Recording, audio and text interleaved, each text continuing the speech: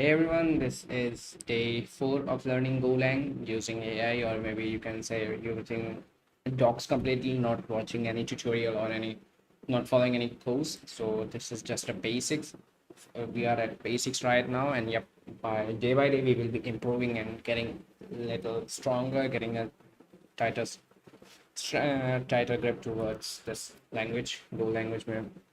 Okay, so in the previous lecture, we have gone through like on first or second days, if you just want a recap. So our first and second day, we were just going through how Go works and what's the basics of Go. Like right now, also we are on the basics only.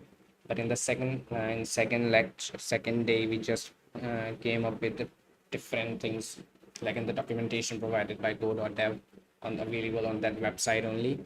But yeah, day 3, we found some resources that we can use to go along this path. But yeah, great. Now we are at day 4, and today we are focusing and working on arrays, slices, and strings and maps here. And just for introduction part, I am also learning Go only, so that's why I know nothing about GoLang. But yeah, maybe I have worked in past, and means not really, but yeah, maybe 1 or 2 days I have worked on Go just to fix some issues and get understanding of it. So I just from there I got an idea to just learn to switch from Node.js to GoLang to improve my backend's capabilities. So yeah. So okay, let's start with arrays. I guess let's open cursor let's open terminal.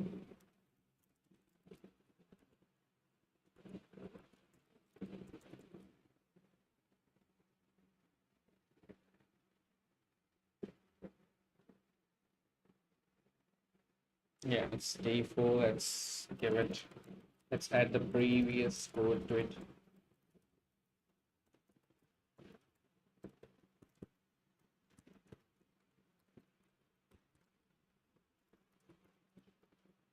Now let's push our code.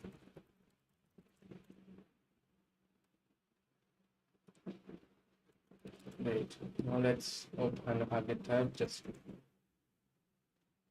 So here is our Go YouTube series where I am pushing all my code. So here are also the topics that we will be talking about. Right, end of this, we will be having a greater, strength on Go development, Go language.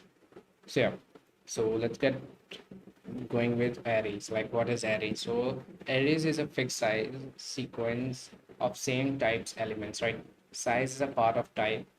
Wait, what size is part of type? So different sizes are different types declared with specific length initialized to 0 values. Okay, values types copied when assigned paths. Slices are more. Okay, wait, we are getting confused little, so let's go to some official docs. So here we declare, what's the syntax is? So we declare type is array, then t is, I guess, is the type is of an array, and n values of type t, right? Okay, great. So it says that the type of this array, like it can be int string, right? Then n is the value in an array of n values. Okay, n values is the size, right? Values of type t. Great. Now we have to get a variable is using this only. So let's try. Let's create another folder. That's day 4, mkdir t4, change that to day 4. Then initialize our Go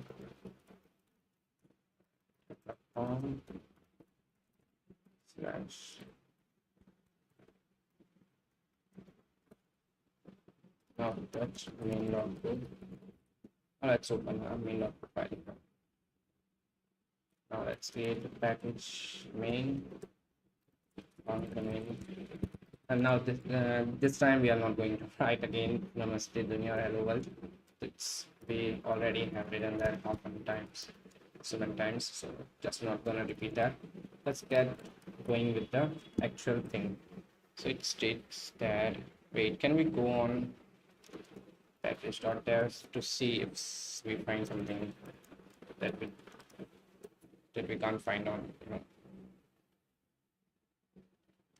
yep, it says Apache. Why it's on Apache, I don't know. Yeah, Okay, this has so many functions. Okay, so let's go to overview index.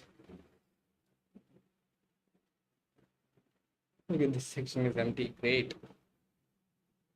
I don't know. We might get, that trouble. Let's simply go here. So, oh my God, it says this website is GoLang is great. What is Arrango?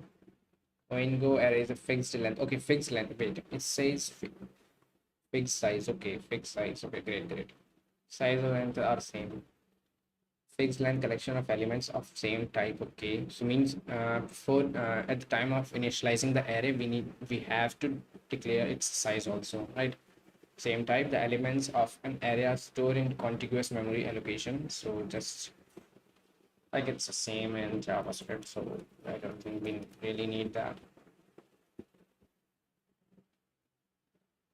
Okay, here we can find a section to reset. Right, then where go master go by building SQLite from scratch. Okay, let's leave this. So creating an array, we already familiar with this syntax. Then here we have declared an array. Okay. Then this is how we assign the values by a free set. Okay, let's get here. Suppose I declare an array of size 4 of type. Okay, now if I declare a value ARR of 0 is equals to 1, ARR of 1 is equals to 2, ARR of 2 is equals to 3, ARR of 3 is equals to 4. Now here the catch is, now I will print verify type array, and how to print array I also don't know. So let's see if that's possible using D or no. Okay, okay, we cannot just simply print that. Okay, so great, we cannot do this. What we can do here is we can just iterate through each. So one more thing is I missed this thing. So here you can see to initialize any value inside that array, right? The first this thing is called your indexing. If you open a notebook, right? In your notebook you see an that thing page of content or like something, but here where you can see something called indexing. Like suppose you open a dictionary, right? So in dictionary you iterate through that word one by one, right? Suppose you want to search for a word abroad, right? So for that abroad word, first you will see for A, then B, then O, like this and so on. This thing is called indexing, right? So here the same thing, indexing for an array starts from 0. So the first index of an array is 0 only, right? So here again it's 1. Now we are setting the value of that particular index for that particular array. So this way, now if I try to print the array, so I can do this using I walrus operator equals to 0. Then secondly we have to increment each time. So to increment we can do I plus plus. Maybe syntax is wrong because I'm also not so good at it. Okay, wait, here we have to put the condition is equal less than the array of the size is 4. So less than, then height we have to increment. After increment, now we have to put it this one. I guess we need to add semicolon here also. No, we don't need that. Now here we need to do fmg.print f. Now here we need to add the value that array. Okay, we need to do this index. We can just play around this like this. Index, then %d, then value. Okay, we can just add a comma here and then value, and then this way. Now we can add index. Like here I will be our index and value will be ARR of 9. So this way it's supposed to work. Let's see if it does or not. Right, now let's go. Oh, it worked. Now also we can do a little bit this thing here. Now things will be much more clear. Here you can see For index 0, the value is 1. For index 1, the value is 2. For index 2, value is 3. For index 3, value is 4. So this will be trained. Now here we are getting for loop can be modernized using range.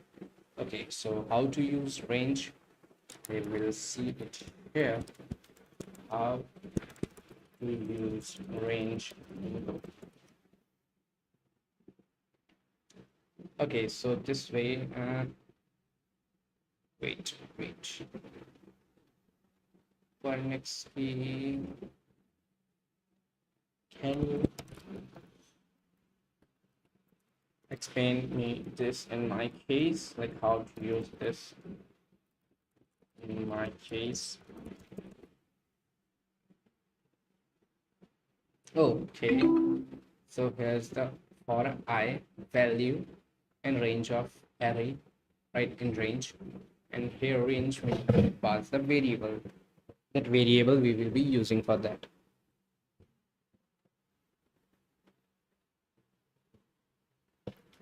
Great. So let's, just give me a second so that I can just see if things are working fine. Okay, wait.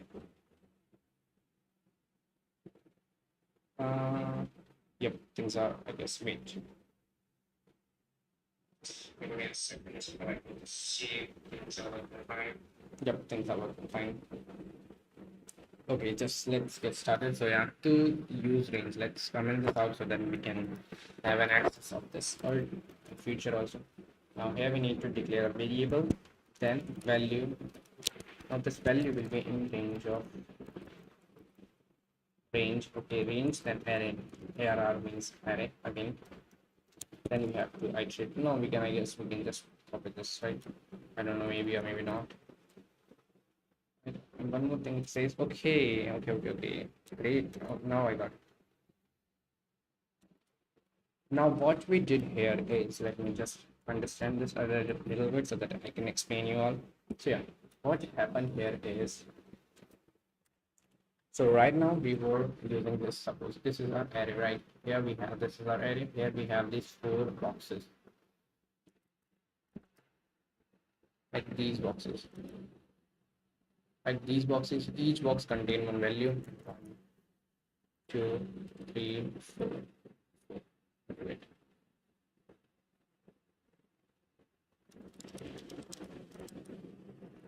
And 4. This way, right? So each box contains some value. Great. Now what happened here is, while using range, what range does here is, suppose this is the array I want to iterate through, right? So wait. So yeah, suppose I want to iterate to this array. So what range gives me an option, get the initial value from here, right?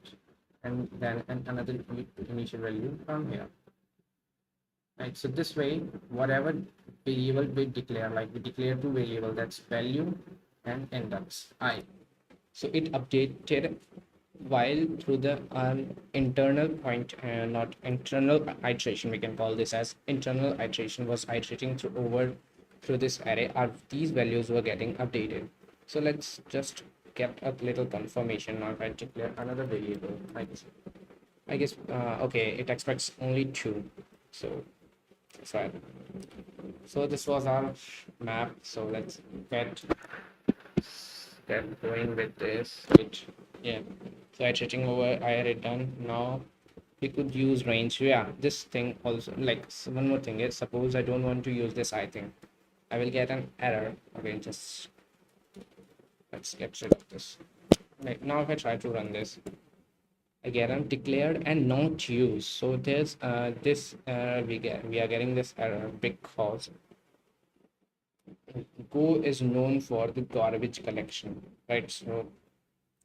So here if I declare it using underscore, this means that I do not care about the other variable. Remember this. This means we do not care about the another variable. So this we can just do this. Now we get the value. That's perfect and that's beautiful. Now let's go to output of the code must be this. Now here it says keyword, the range keyword returns both. index and the value. Okay, so okay, so inside this range keyword, it returns me two things: the value and the index for that particular array. So now array length in GoLang, to print the length or length of an array, right? So this way, let's get this height shape. Let's just add a comments also. Okay, what we can do here is let's write down the functions that we know. So functions for array, right? This one. Now first function we got to know about, like this length.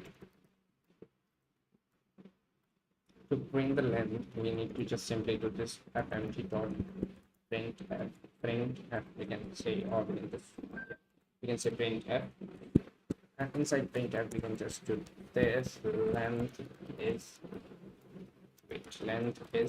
then we can just declare, okay, wait, %d. Now here we need to add a comma, then we have to like length method inside, and we need to pass this. Okay, here also we have range method also. Okay, simply like this. Now we try to run this code, we're supposed to get length of 4. Perfect. Now to get rid of this % symbol, just add reverse slash right. So now we have this array slicing.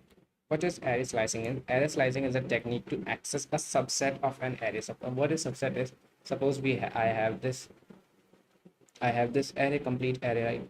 So if I want to access this only, like this 1 or 2 or 3 or 4 only, so this thing is called slicing, right? Now array slicing is a technique to access a subset of an array. It's like the syntax of an array slicing is in start and end. The start index is inclusive and the end index is exclusive. Okay, so by if in the maybe in the 8th or 9th standard we studied about these brackets, right? Okay, maybe I'm not able to write these brackets, so this tells us to include these values only, right? Like I don't know, maybe I'm unable to type this, but that's fine. So these are the brackets, like this includes, this excludes, means if I do this -1 to 1, this will include the value, exclude these values. Like then we have another thing that is square brackets. Now these square brackets means the range as well as they are inclusive. Then we have the third bracket that says to use only these values. So this way this thing works. Now here this is inclusive, so suppose index is exclusive, the start index defaults to 0, right? And the index defaults to the length of the array. Okay, now let's get started with this slice method. Now we have this. How to use the slice method is basically, I also don't know. Let's get straight. Let's see how this works. Right? Yeah, just fmt to print ln. Now if we do just simply ARR, let's see if it works or not. So yeah, we get it. Now if we try to apply maybe dot, no need to dot, just need to provide 2 indexes. So to get 1 index, we just need to try 2. Now we are supposed to get, like suppose this is our array, just find this out. So this is our array 1 2 3 4, right? Now we are supposed to get 0 1 2, we are supposed to get 1 or 2, right? So either 1 or 2 or 3 or 4, let's see. So yeah, we get 1 or 2. Now if I try to do this, we are supposed to get 2 only. Yep, beautiful. Now if I remove this, I will get only 2 3 4. Perfect. Now we have array comparison in GoLang, right? So arrays can be compared using double equals to operator. The double equals to operator returns true if the arrays have the same length, okay, and the same elements in the same order. Oh, great. So so this was the traditional way to to declare your arrays, right? So now we have another thing that is called another method to declare a variable. Suppose arr1, then I guess we have to provide that. No, this is not the way. Like, sorry for interruption. Yeah, so if this is an ARR one, here I will provide it, provide the size, so it's with 4, then I provide the type, and it's empty. Now if I do and visit 4, now if I do, simply need to copy this, paste it here, just no need of this shitty things. Now we can great. Now if I try to clear another variable to the same array int. Oh, wait. 1, 2, 3, 4. Right now, if I do this, okay, wait, just give me a second. ARR1 is equal to ARR2.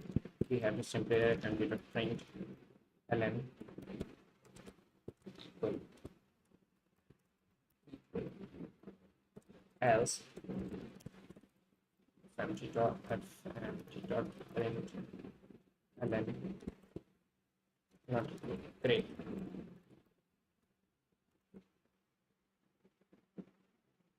Okay, it says, okay, here's we made a mistake. Now we are supposed to get this array, I guess. Okay, why we are getting this? It says else found expected statement is that does not count. Oh, wait, what's the issue right now? Oh, wait, am I getting a little bit issue? Let's see how to use this. Okay. Now I got it. Yeah, I remember.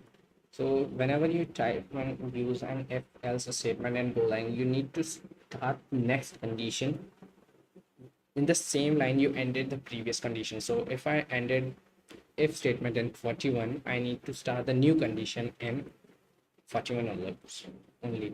Right, let's try to run this code. It's equal. Now if I try to do this, now if I increase its size to same, let's change the order only, right? If I do 4, 3, now if I try to run, it's just supposed to return not equal. Perfect. Now we have this array sorting. Now we are done with equals to person. Now we have the sorting thing. Sorting. So if you guys don't know about sorting means arranging the word in an order, like ascending order, descending order, like this way. So this thing is called sorting. So to use the sort, we need to declare the variable. So just to get rid of this, we can just copy this and just comment this out. Just copy this array where we need to put this. Here we put this, and we need to include something that is. Can we just, I don't know, maybe we can or maybe we cannot. Okay, no, we cannot. It's good thing of GoLang that it's stick to the syntax just like Python. Okay, no need of this. Now let's go to stick to this. So sort dot int, then we need to pass the array. Let's see if it works or not. I don't know. Then we need to pass the means the index. Now if I do this, now I need to do this. If I put a print ln, and then we need to pass the array. Great. Now we try to print this. We will get 1, 2, 3. Now let's do a little bit. Again return us. Now if we try to provide it an array, now it's an exclusive, and this thing is exclusive, so it just sorted 1 and 2. I might just do 3, we will get 1, 2, 3, 4. Perfect. Great. Now let's go to array copying into GoLang. So how to copy array in GoLang? It's like we have this copy function. Now we need to just add how many items we can copy. So just get, I guess it's better we use these only. This will reduce our time also. Right, here we need to just get this thing done.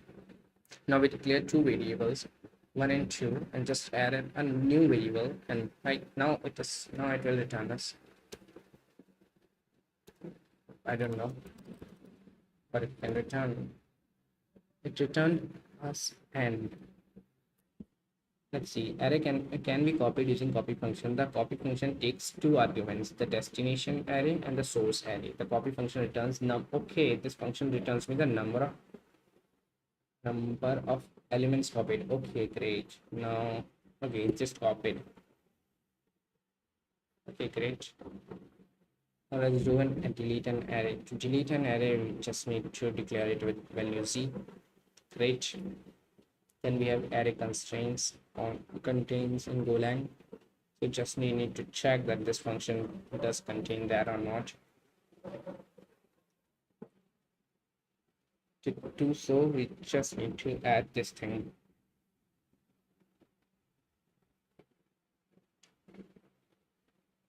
Okay, so I guess this was all we can conclude here. Like this was all for array. Now we have this array reverse an array so that we can reverse this array using this thing. This method. Okay, we also have a library package reverse function reverse and package sort.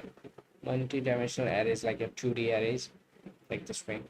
This and this belongs to a matrix, like this. Perfect. Then we have each method on everything, like so. So this was all for map. We can conclude arrays, like yeah, this was all for arrays. So we can mark this as done. Now we are left with slices, strings, and maps, right? So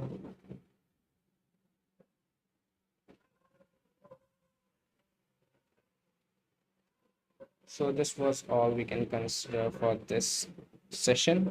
And maybe in the day 5, we will be able to cover a lot of topics. Like we are already delaying this. So yeah, let's get this thing done.